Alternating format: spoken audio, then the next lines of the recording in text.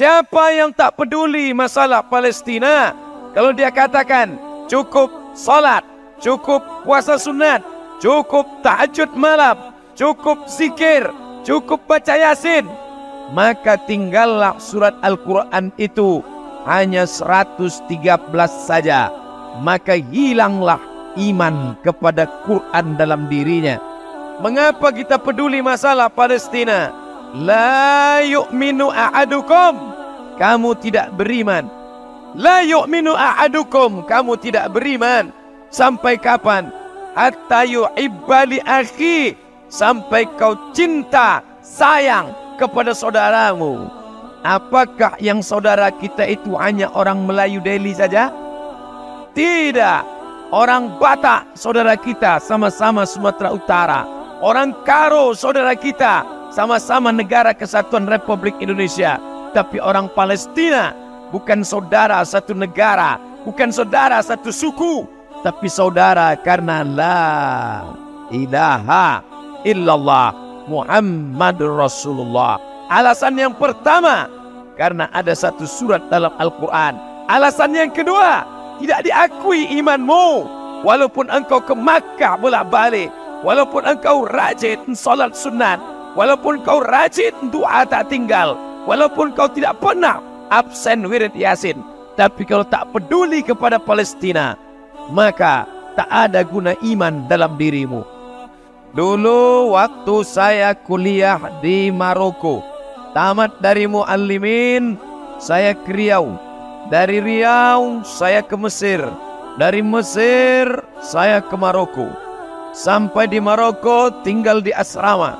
Nama asramanya Cité Universitaire International.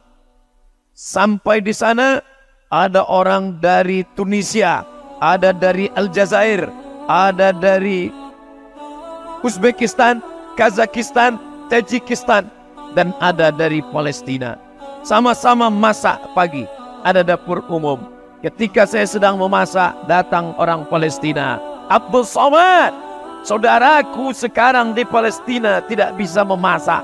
Saya tanya, kenapa? Karena minyak zaitun yang sudah diperas. Mereka makan minyak zaitun. Buah zaitun mereka makan. Minyak zaitun mereka makan. Masuk tentara Israel ke rumah nenek saya, ke rumah pakcik saya, ke rumah saudara saya. Mereka tendang itu tempat minyak zaitun, tumpah. Kenapa mereka tidak membunuh? Karena orang Palestina tidak takut mati. Orang Palestina ingin mati syahid. Diadakan survei, cita-cita tertinggi anak Palestina adalah mati syahid. Mereka tidak membunuh kami, Abdul Somad, karena kami tidak takut mati. Tapi tentara Israel masuk ke dalam rumah kami. Mereka tendang, pecahkan itu tempat-tempat minyak zaitun. Supaya apa? Supaya kami lapar, supaya kami lemah, supaya masjid tidak salat berjamaah, supaya tidak ada yang berdoa kepada Allah. Itu yang mereka lakukan. Penjara terbesar di dunia bukan di Guantanamo, Amerika. Penjara terbesar di dunia bukan di Alcatraz. Penjara terbesar di dunia adalah di Palestina. Mereka cari anjing-anjing lapar, herder, tidak mereka kasih makan berhari-hari. Lalu mereka ambil orang Palestina, mereka cambuk berdarah, tumpah darahnya, berbau amis. Mereka sobek kulitnya supaya anjing-anjing itu mencium bau darah, supaya menerkam, mencabik-cabik orang Palestina. Tidak diliput oleh TV nasional, tidak ditampilkan TV internasional. Kenapa? Karena kantor berita internasional bernama Reuters, dan Reuters adalah punya Yahudi. Mereka kedinginan di sana. Yang ibu sumbangkan 100.000 itu akan membeli selimut. Mereka di sana menggali sumur bor 100 meter ke bawah, baru naik air ke atas. Maka yang 100.000 itu mengalir di Palestina sampai mati, tidak akan pernah putus amal jariah. Adapun 100.000 yang dibelikan ke nasi lemak, lontong sayur, hilang semua menjadi kotoran. Tujuan acara ini supaya anak-anak muda peduli kepada Islam. Selesai acara tabligh akbar, ibu-ibu menasihati anaknya, "Nak, jangan kau asyik pacaran saja. Nak, jangan kau asyik membuang duit di tengah jalan. Saudaramu di Palestina sana, jangankan main internet, bernapas pun susah. Anak-anak muda diawasi yang belum pakai jilbab. Kalian di sini pakai jilbab tak apa-apa. Di Palestina, tentara Israel tegak dengan senjata lengkap menengok orang-orang Palestina. Kalau kau tak ada rasa peduli di Palestina, padahal kau mati nanti, yang kau bawa adalah iman kepada Allah Subhanahu wa taala. Apa bukti iman? Bukti iman adalah peduli pada Palestina. Saya bertanya kepada guru saya, namanya Syekh Muhammad Jibril, mengajar tafsir di Al-Azhar. Syekh Muhammad Jibril, saya bertanya, saya Abdul Somad dari Indonesia. Boleh saya bertanya, Syekh? Naam, tafadhal ya bani. Silakan. Apa yang mau kau tanya anakku? Kaum Ad hancur, kaum Samud hancur, kaum Madian hancur, kaum Iram hancur. Kenapa Bani Israel tidak dihancurkan Allah? Betul? Padahal Allah Maha Kuasa. Innama amruhu iza arada syai'an ayyakula lahu kun. Ada tak pertanyaan itu di kepala bapak dan ibu sekalian? Kenapa Allah tak menghancurkan Israel? Itu saya tanyakan ketika saya kuliah di Mesir dulu. Kaum Iram hancur, kaum Samud hancur, kaum Madian hancur, rata mereka tanah.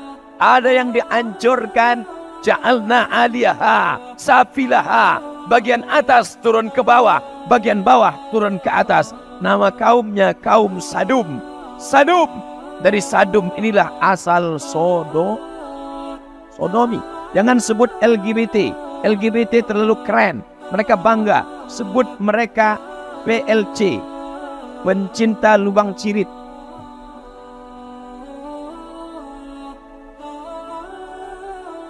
Diratakan Allah mereka dengan tanah, rata. Lalu kemudian airnya menjadi asin seasin-asinnya. Itu yang disebut dengan Al-Bahrul Mayyit. Bahru, laut, Mayyit, mayat. Bahrul Mayyit, laut mati di Yordania, tempat kaum Sadum. Kenapa Israel tidak dihancurkan Allah? Saya tanya ke Syekh Muhammad Jibril, Syekh Muhammad Jibril, kenapa Israel tidak dihancurkan Allah? Apa kata Syekh Muhammad Jibril? Menunjuk wajah saya, Abdul Somad, kalau Israel dihancurkan Allah, kau masuk surga pakai apa? Abdul Somad, seandainya Israel dihancurkan Allah, nanti kau masuk surga pakai apa? Apa maknanya? Israel dibiarkan Allah hidup supaya kita berjihad menghancurkan Israel. Allahu Akbar. Ini di depan saya ibu-ibu semua. Untuk apa cerita ke Palestina? Untuk apa cerita tentang Israel? Untuk apa Ustaz cerita Palestina kepada ibu-ibu? Jangan sepele dengan ibu-ibu. Ibu-ibu tidak mungkin berangkat ke Palestina, tapi yang memegang dompet. Betul. 100 ibu-ibu mendengar cerita Palestina. Mereka pulang ke rumah, dikumpulkannya menjadi 500. Betul? 100 ibu-ibu. Pulang dia ke rumah, dipanggilnya lakinya. Bang, sini bang. Ibu-ibu 100, dipanggilnya lakinya 100. Berapa jadinya? 200. Dipanggilnya anaknya. Sini nak. Berapa jadinya? 300. Dipanggilnya menantunya. Sini menantu. Kalau kau tak mau, aku pecat kau jadi menantu. 400. Dipanggilnya cucunya. Sini cucu. Rupanya dia tidak ingin masuk surga sendirian. Akhirnya apa? Ibu-ibu yang ramai. Anaknya masuk surga. Amin. Cucunya masuk surga. Amin. Menantunya masuk surga. Amin. Masya Allah, ibu-ibu. Dari ibu-ibu inilah lahir semua bapak-bapak ini. Betul? Kalau tak ada ibu ni, mana ada bapaknya? Ada. Ada yang lahir dari rahim laki-laki, ada. Itulah yang sampai sekarang doa bencong tak dikabulkan. Ingin punya rahim. Rahim yang tidak ada. Kalau muka bisa dirubah, seseram-seramnya laki-laki, operasi plastik bisa jadi cantik secantik-cantiknya. Ada kontesnya di Thailand. Apa namanya? Lady boy. Muka lady, kaki boy. Muka perempuan, kaki berbulu. Tapi rahim tak ada. Dari rahim-rahim kalian dari rahim-rahim kalian akan lahir pejuang jihad fisabilillah. Orang yang mati jihad fisabilillah tidak merasakan empat. Pertama, tidak merasakan sakratul maut. Yang lain sakratul maut macam ditebas pedang berkali-kali. Yang lain merasakan sakratul maut macam kambing dikuliti hidup-hidup. Tapi orang yang mati jihad fisabilillah, matinya bagaimana? Kalqars, seperti dicubit di tangan. Itulah kematian yang paling indah. Oleh sebab itu, Allahumma rzuqna syahada. Ya Allah, matikan Abdul Somad dalam jihad fisabilillah. Tidak perlu menjadi seorang Muslim untuk peduli Palestina. Tidak perlu menjadi seorang Islam untuk menjadi Palestina. Walaupun kau Kristen, walaupun kau Katolik, walaupun kau Protestan, walaupun kau Hindu, walaupun kau Buddha, kalau sudah melihat orang mati berdarah, pasti engkau kasihan. Cukup menjadi manusia sudah perlu. Cukup menjadi manusia sudah penting. Cukup menjadi manusia. Cukup tak usah menjadi Islam untuk peduli masalah Palestina. Kita tidak masalahkan itu. Wala ana abidu ma'abadtum wala antum abiduna ma'abud lakum dinukum. Abdul Somad tidak radikal. Abdul Somad tidak anti kebinekaan. Abdul Somad tidak mengatakan yang Islam saja, yang tak Islam pergi keluar. Kita semuanya sama, karena masalah Palestina adalah masalah kemanusiaan. Datang tentara Israel, mencabut bayonet, mencabut pisaunya, lalu mereka tebak-tebakan. Laki-laki apa perempuan? Isi kandungan di dalam ini, laki-laki apa perempuan? Mereka main tebak-tebakan. Mereka tusukkan ke perut orang Palestina. Mereka robek perut orang Palestina. Mereka lihat bayinya laki-laki apa perempuan. Mereka ketawa sambil meneriakkan senjatanya, sambil meneriakkan yel-yel Israelnya. Mereka sobek perut perempuan Palestina. Cerita ini dikisahkan oleh Syekh Abdul Sattar. Syekh Abdul Sattar melelehkan air mata mendengar cerita ini. Dia dengar dari gurunya, namanya Syekh Abdul Karim Al-Maqdisi, orang Palestina yang lari ke Makkah menjadi pengajar di Masjidil Arab. Mereka tusukkan bayonet, mereka sobek perut orang Palestina untuk melihat isi kandungannya. Tidak ada satupun yang menolong, tapi Allah jadikan mereka syuhada. Jangan sampai kita mati konyol, tak dapat apa-apa. Tentara-tentara Israel itu pengecut, mereka penakut. Tentara Palestina meninggal dunia, mati syahid. Ternyata ketika beberapa tentara Israel ditangkap, dibuka bajunya, setelah mereka mati, dibuka, rupanya tentara Israel pakai pempes. Terkencing-kencing mereka, mencret mereka. Tentara Palestina tak sawar ingin mati syahid.